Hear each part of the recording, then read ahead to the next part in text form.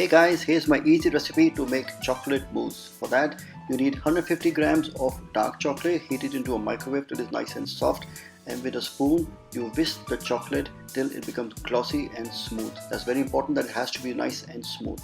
Now for the chocolate mousse, we only need egg whites, no egg yolks at all. So 6 egg whites go into a clean bowl, and make sure you put the yolks into a separate bowl which you can use for something else. But be very careful not to have any egg yolks go into the white, because when you whisk the egg whites, they will not whisk well. Now with the whisk, you beat the egg whites till they are nice and stiff.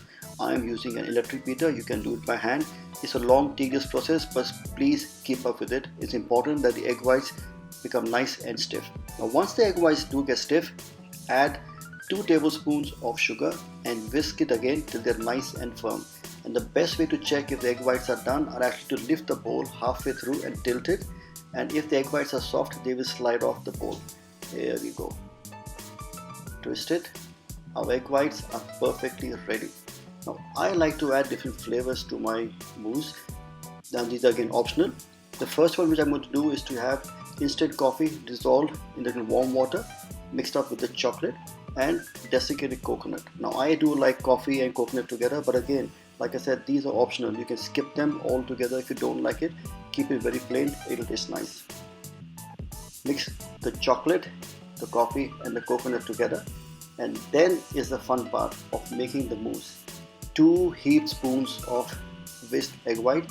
You add it to the chocolate, and you have to be quite fast and vigorous here, because if the egg white is left and churned very slowly or mixed very slowly rather than the chocolate, it will tend to make the chocolate cold and the chocolate will become hard and the egg whites will not get mixed well. So you have to be quite fast and vigorous. Further, add half quantity of the egg whites and mix the chocolate and the egg whites well.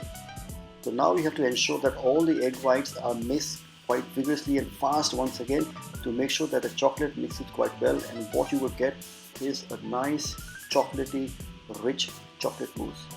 You can serve it as it is into a bowl, it's perfectly okay.